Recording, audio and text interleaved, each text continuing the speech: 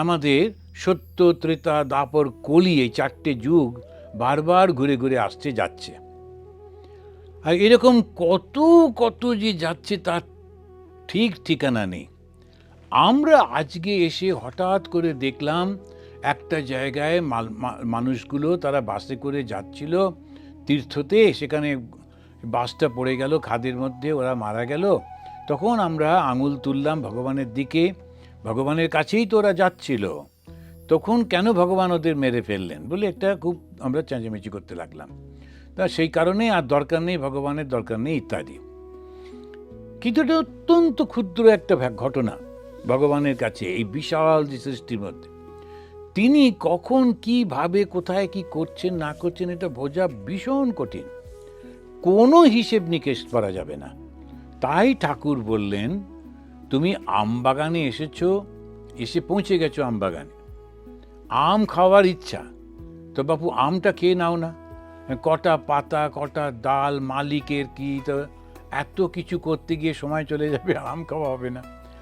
তার মানে হচ্ছে আমরা কি এমন যত বড় জ্ঞানী ব্যক্তি হোক না কেন, ভগবানকে সম্পূর্ণভাবে বোঝা যাবে না। শ্রীরামকৃষ্ণের কথাগুলো অসাধারণ। তিনি বলছেন যে ঈশ্বরের ইতি করা যায় না। দেখবেন কথামৃতে আছে ঈশ্বরের ইতি। ইতি মানে কি? যেখানে আমরা শেষ করি তখন ইতি বলি, তো এখানে শেষ হলো, এটা করা যায় না। অন্য অন্য ধর্মে দেখবেন তারা বলেছেন এই 6 দিনে ঈশ্বর সৃষ্টি করলেন, বাস হয়ে গেল, এইবারে ঈশ্বর সেটা নিয়ে চললেন, তারপরে সব হচ্ছে। আর এই যে নানা রকমের খারাপ, এগুলো কারা? এরা হচ্ছে ডেভিল। বলে ডেভিল নিয়ে আবার একটা, যাকে আমার পছন্দ নয় তাকে ডেভিল বলে, তাকে আবার মারধর করানো, এসব নানা রকমের ঈশ্বরের নাম নিয়ে নিজেই যত খুশি পাপ টাপ করে তারপরে দেখা যাবে হবে কি হবে না, কেন পরিপূর্ণ বিশ্বাস নেই ভগবান আছেই বলে, সেই জন্যই ভগবানের নাম নিয়েই মানুষকে ঠকাচ্ছে। আর সেটা যে অন্য ধর্ম, প্রত্যেকটা ধর্মের একটা অদ্ভুত ব্যাপার হচ্ছে, যারা ভগবানের কাছে থাকে বা মন্দিরে থাকে গির্জাটির, তারাই কিন্তু ভগবানের নাম নিয়ে লোক ঠকাচ্ছে। অথচ কত দূর দূর থেকে লোক আসছে একটু দর্শন করবার জন্য। তাদের সেই সরল বিশ্বাসটাকে ওরা পয়সা রোজগারের হিসেবে করছে। একটু ভয় নেই ভগবানের যে তিনি কীরকম শাস্তিটা দেবেন। ওদেরকে বলছে এখানে যদি পয়সা না দাও তাহলে কিন্তু নরকে যাবে। সে বলছে আচ্ছা আমি না যাবো, তোমার কি হবে, তুমি যে আমাকে ঠকাচ্ছ। এখন এই আমাদের একদম কোনো চিন্তা ভাবনা থাকে না। কেন থাকে না? ওইটাও হচ্ছে ভগবানই ওর মনের মধ্যে ওইটা দিচ্ছেন না, কেননা ও ওখানে ঘুরতে থাকবে সেই কারণে। এখানে রাজা পরীক্ষিত মৃত্যুপথ যাত্রী, তিনি যখন সম্বোধন করছেন কি জানতে চাইছেন? সৃষ্টি স্থিতি প্রলয়ের ব্যাপারটা জানতে চাইছেন। এবারে সেই সৃষ্টি স্থিতি প্রলয় কে করে? ভগবান করেন। ভগবান ছাড়া আর কেউ কিন্তু এটা করবে না, কোনো অবতার করেন না, স্বয়ং ভগবান করবেন। তো ভগবানটা কি থাকতে হবে? উৎপত্তিম বিনাশ, উৎপত্তি আর বিনাশ।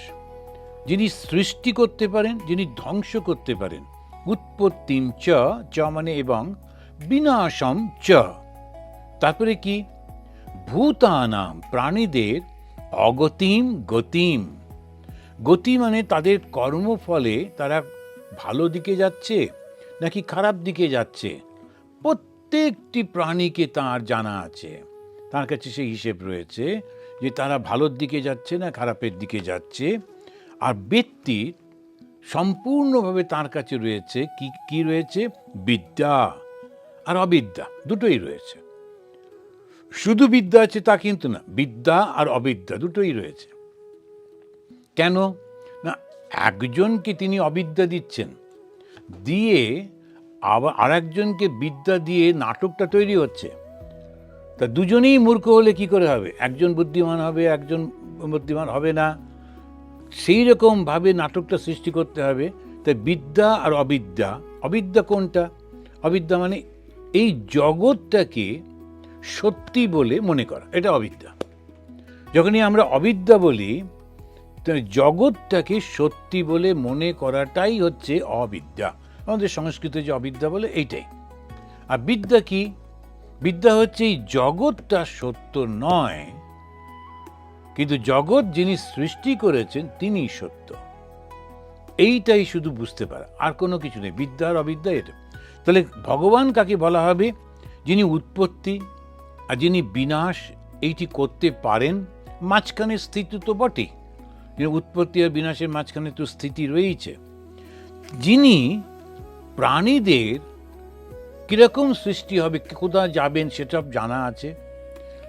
আর তিনি বিদ্যা আর অবিদ্যা এই দুটোই সর্বত্র ঈশ্বর রয়েছেন, চৈতন্য রূপেই রয়েছেন, শুধু তার প্রকাশটা নেই বলে বুঝতে পারি না। যখন আমরা গাছের ফল ছিঁড়ি তখন কি ওর কষ্ট হয় না? অবশ্যই হয়। যখন আমরা মাটিতে চাষ করি তখন কি মাটির কষ্ট হয় না? অবশ্যই হয়। আবার মাটিতে যে ফসল করলাম তাকে যখন উবড়ে উবড়ে নিচ্ছি কি কষ্ট হয় না? অবশ্যই হয়। কিন্তু প্রকাশটা নেই। এখন পেঁয়াজটাকে তুলতে গেলে পেঁয়াজ যদি মহা কান্নাকাটি করতো, এই আমার ব্যথা লাগছে, তুলছো কেন? তাহলে আমরা বলতাম আরে পেঁয়াজ খাওয়া যাবে না, তারপরে তো এই। কিন্তু যেহেতু ওই সবজিগুলো কথা বলতে পারে না, তাদের ব্যবহার নেই, কোনো আওয়াজ বার করে না, আমরা খুব নিশ্চিন্ত যে আমরা কাউকে কষ্ট দিচ্ছি না, শুধু সবজি খাচ্ছি। কিন্তু সবজি খাওয়াতেও তো একই কষ্ট হচ্ছে, শুধু কষ্টের ব্যবহারে প্রকাশটা হচ্ছে না। আর মাছ কাটতে গেলে তখন মাছের রক্তটা পড়ছে, মাছটা ছটফট করছে, ওর ব্যবহারটা দেখে, ও কথা বলছে না, ব্যবহারটা দেখে আমাদের কষ্ট হচ্ছে, আরে মাছটাকে আর মারবো না। এইটাই পার্থক্য হচ্ছে। চৈতন্য কি নেই? সর্বত্র রয়েছে। তো যারা খুব নিশ্চিন্ত, না আমরা কাউকে কষ্ট দিচ্ছি না, শুধু আমরা মাটির তলা থেকে আলুগুলো নিয়ে এসে, না তা কিন্তু হচ্ছে না। সর্বত্র চৈতন্য রয়েছে। যে তৈরি রান্না করছে সেও যেমন, আবার যে খাচ্ছে সেও তেমনি, সব কিছুর মধ্যে তিনিই রয়েছে। সুতরাং ওইটা আমরা একটু ভুল না বুঝতে পারলে, ইমোশনটা একটা জায়গায় আছে, যদি তোমার মনে হয় অবশ্য করো না, আর যদি তুমি বুঝে থাকো যে না এটা কেমন ক্ষতি হচ্ছে না, করো। এই হচ্ছে জিনিস। ভগবান শ্রীরামকৃষ্ণদেব যেখানে জন্মেছিলেন, আশেপাশে এই যেমন হয় গ্রামে প্রচুর বন্ধু ছিল। এবারে আস্তে আস্তে শ্রীরামকৃষ্ণদেব, তার মধ্যে সেই চৈতন্য জাগ্রত হচ্ছে, শ্রীরামকৃষ্ণ হচ্ছেন, তিনি দক্ষিণেশ্বরে রয়েছেন। এবারে শুনলেন তার গ্রামের বন্ধুরা দু একজন দেখা করতে আসছে, খুব খুশি, ছোটবেলাকার বন্ধু। যখন এলো তাদের সঙ্গে একটু কথা বলার পর আর ভাল লাগছে না। কেন ভাল লাগছে না? ওদের মধ্যে চৈতন্যের প্রকাশটাই হয়নি। ওরা সেই খাওয়া থাকা, আত্মীয় স্বজন, আমার ছেলেটার এই হলো না রে, ওইটা ওই হলো না, ইত্যাদি ইত্যাদি ওর মধ্যে রয়েছে।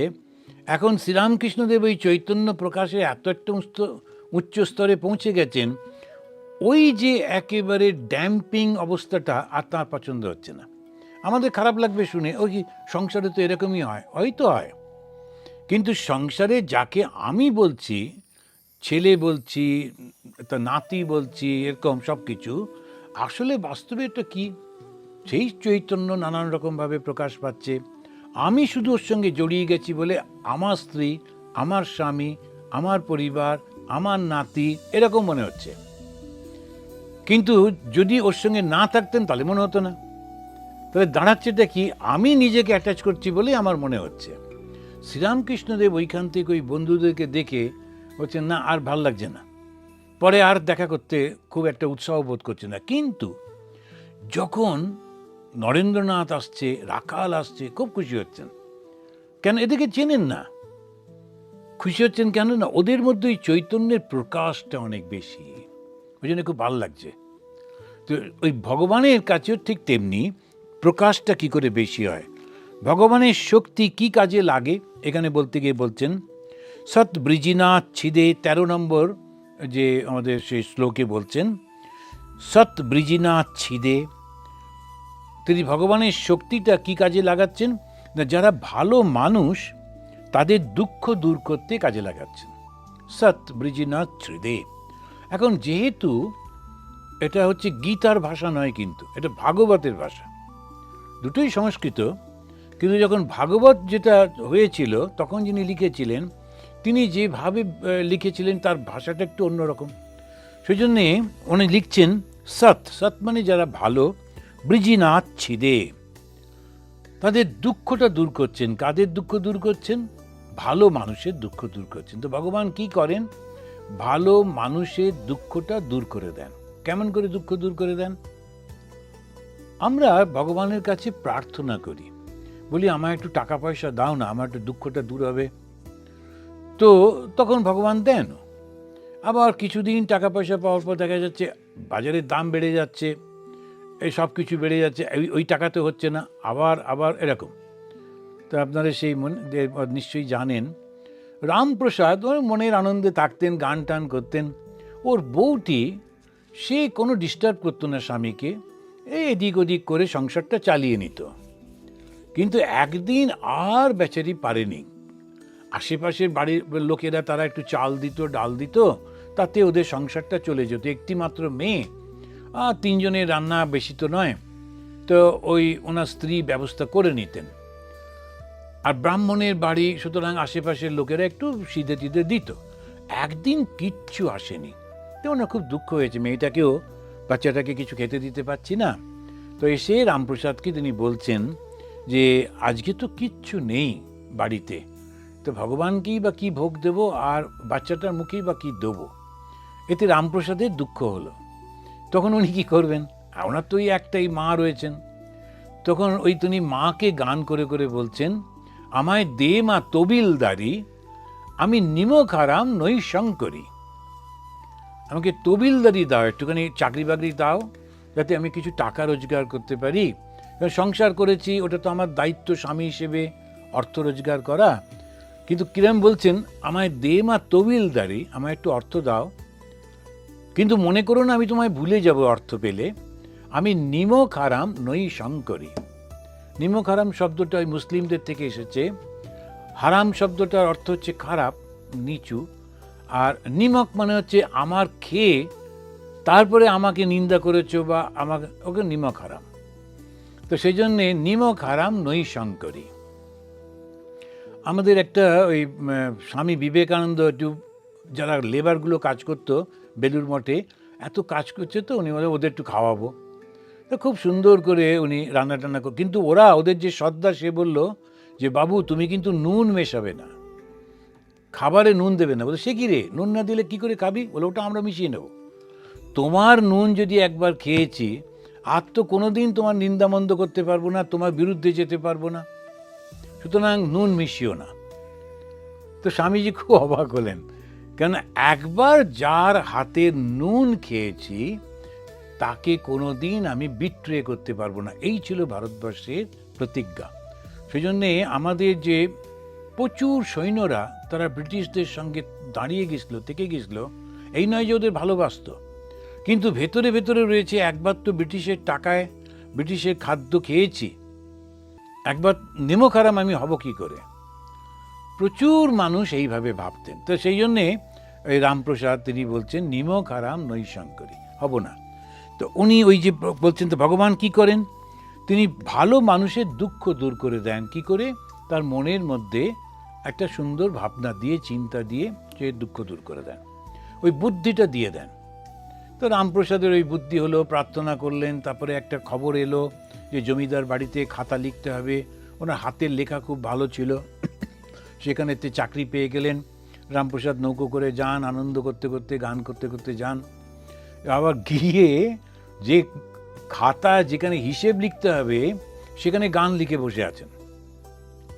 এখন হিসেবটা লিখবেন, কিন্তু একটা পাতা ফাঁকা রয়েছে, লিখেছেন গান। আর আমাদের যারা সব থাকে কলিগস বলে, এরা খুব সুন্দর বন্ধু বটে, আবার শত্রুও বটে, দুটোই একসঙ্গে। কলিগসরা পারলে চান্স পেলেই ওই আরেকজনের নামে একটু নিন্দা করে দেবে বসের কাছে। এটা কলিগসদের একটা ক্যারেক্টারিস্টিক্স। এমনি পাড়ার বন্ধুরা ওরকম অতটা করে না, কিন্তু কলিগসদের মধ্যে সবসময় এটা থাকে, প্রফেশনের ব্যাপার। তো সঙ্গে সঙ্গে রামপ্রসাদের কলিগ গিয়ে জমিদারকে বলেছে, আপনি ওকে চাকরি দিয়েছেন, বললাম আমার ভাইপোটাকে দিলেন না, ওই আপনার খাতা নষ্ট করছে, এত দামি খাতা, গান লিখেছে। বলে বলো কি, ধরে নিয়ে এসো তো, ওকে দিয়ে খাতাটা নিয়ে এসো। এবারে গানটা পড়ে মালিক, জমিদার মুগ্ধ, এত সুন্দর গান লিখেছে, তুমি কি গাইতে পারো? উনি বিভোর হয়ে গাইতে শুরু করে দিলেন। তখন জমিদার মুগ্ধ হয়ে বলল, উনি ওই খাতাতে গানই লিখবেন, আর ওই গান আমি শুনবো, আর ওর পুরো যে হিসেবের ব্যাপারটা তুমি করবে। বলে যে কমপ্লেন করতে এসেছিল, ওর ঘাড়ে চাপিয়ে দিলেন। এখন সেই জন্য হচ্ছে মা যাকে রক্ষা করেন তিনি ঠিকভাবে সৎবৃজিনাচ্ছি দে, তাদেরকে তিনি ঠিক দুঃখ দূর করেন। তিনি খারাপ মানুষকে শাস্তি দেন। শাস্তি দেন কি করে? ওর ভোগটা বাড়িয়ে দেন। এ একটা অদ্ভুত ব্যাপার। খারাপ মানুষের খুব ভোগটা আরও বাড়িয়ে দেন, আরও ইচ্ছা বাড়িয়ে দেন, আর ওর মধ্যে আরও লাফিয়ে ঝাঁপিয়ে গিয়ে গিয়ে আরও জীবনের পর জীবন ঘুরতে থাকে। মুমুক্ষুদের আত্মজ্ঞান প্রদান করেন। তা যারা ভালো মানুষ কিন্তু সংসারে থাকতে চায় তিনি তাদেরকে বুদ্ধি দিয়ে কৃপা করেন। যারা খারাপ মানুষ সংসারে থাকতে চায় তাদেরকে ভোগ বাড়িয়ে দিয়ে ওই সংসারের মধ্যে আরও কষ্টে রাখেন। আর যারা মুক্তি চায় তাদেরকে তিনি আত্মজ্ঞান প্রদান করেন। তো মা কালীর সেই মূর্তির বর্ণনা কয়েকবার করেছি না। ওই ডান দিকে হচ্ছে তিনি দক্ষিণা কালী, ওই দুটো হাত খুব সুন্দর, একটাতে হচ্ছে অভয় আর একটা হচ্ছে বর। এই ডান হাতের উপরেরটা হচ্ছে অভয়, নিচেরটা বর। বর মানে তুমি যা চাইবে তাই দেব, আর আমি মা আছি, ভয় পেও না।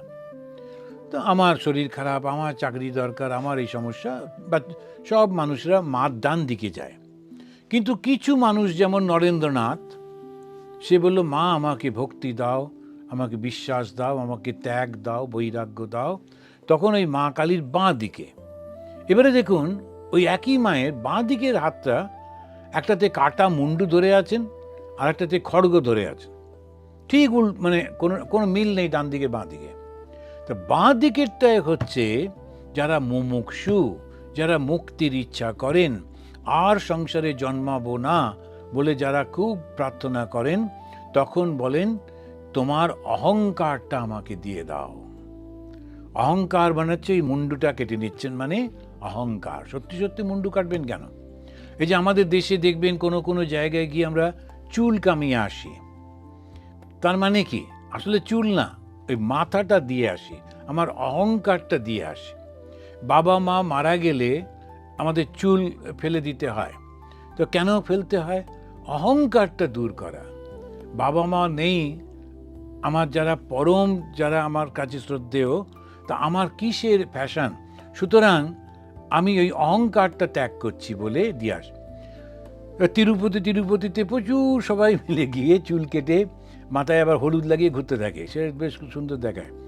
সব চতুর্দিকে সবাই, কিন্তু কেন চুল কাটলো সেটা জানে না। যে কাটলো সে তো জানেই না, যারা কাটলো ওরাও জানে না। কেন কি? ওরা ধরে নিয়েছে এ কাটতে হয়। কিন্তু আসলে হচ্ছে অহংকারটা আমি ভগবানকে দিয়ে দিলাম। মাথার সিম্বল হচ্ছে চুল, সেই চুলটা যখন দিলাম মানে অহংকারটা দিয়ে দিলাম। তো এইখানেই উনি বলছেন যে অনুমৃষ্য দাসুষে মুমুক্ষুদের আত্মজ্ঞান প্রদান করছে।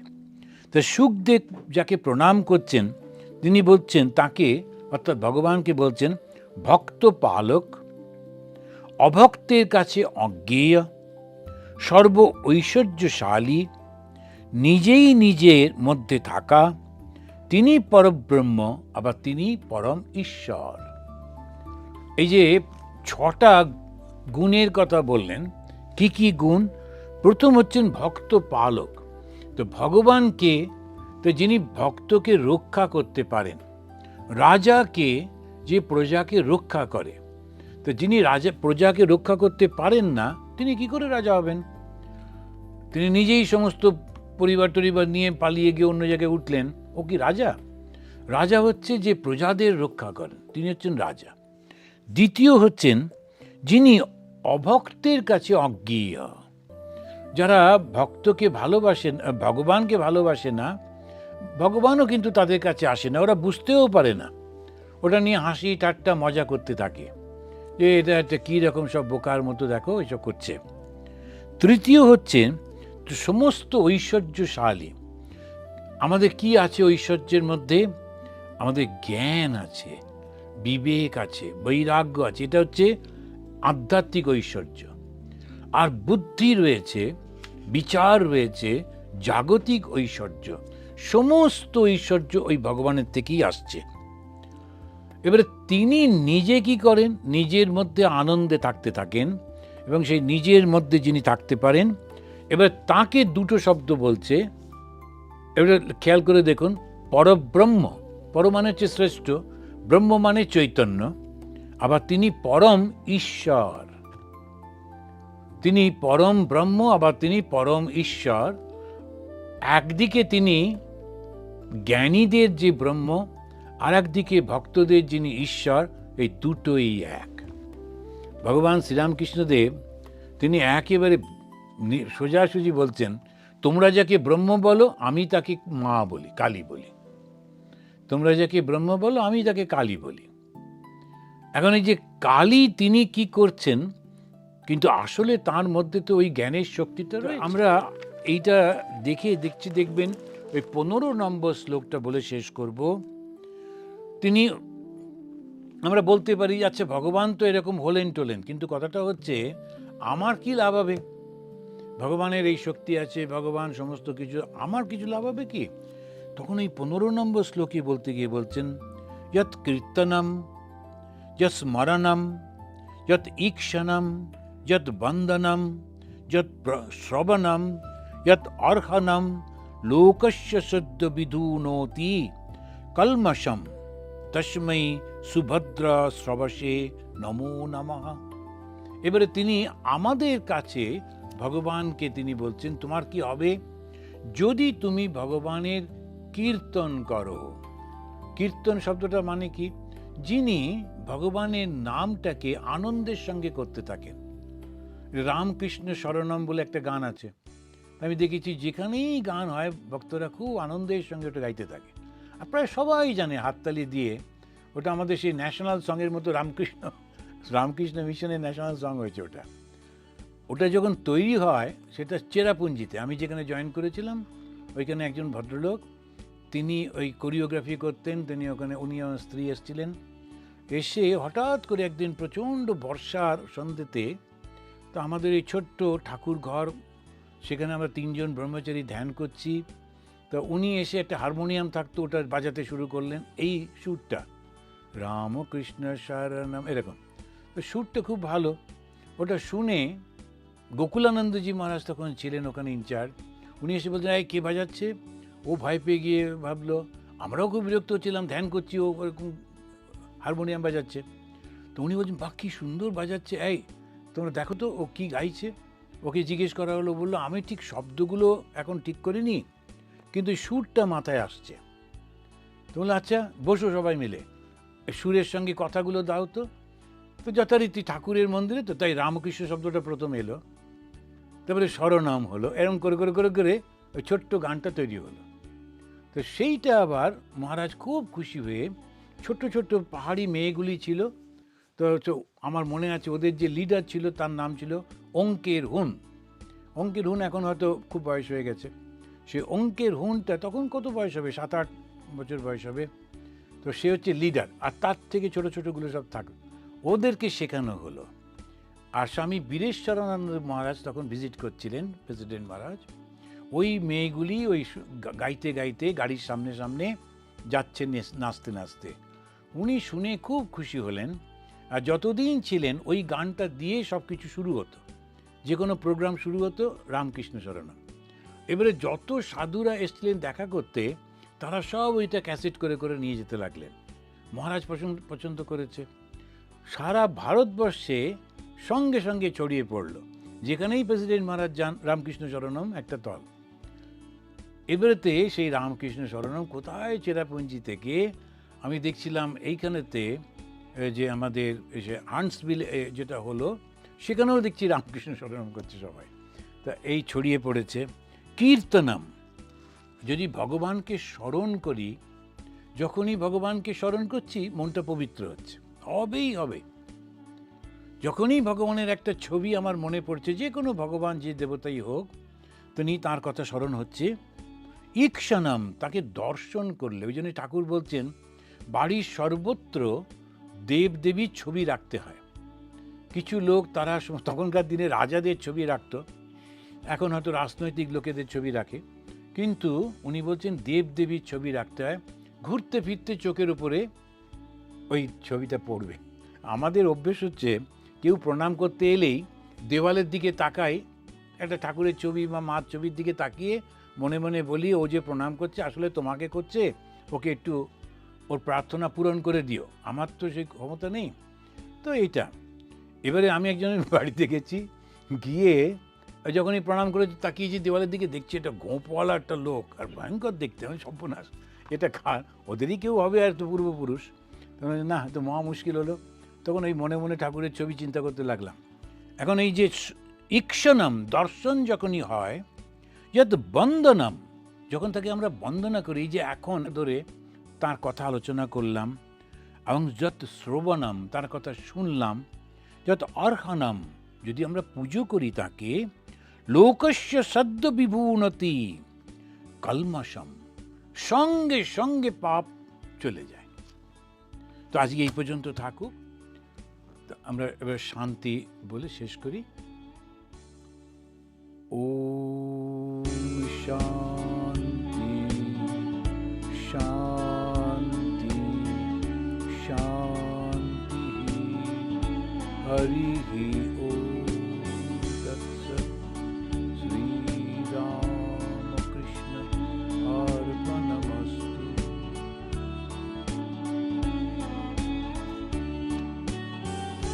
সবাই ভালো থাকবেন।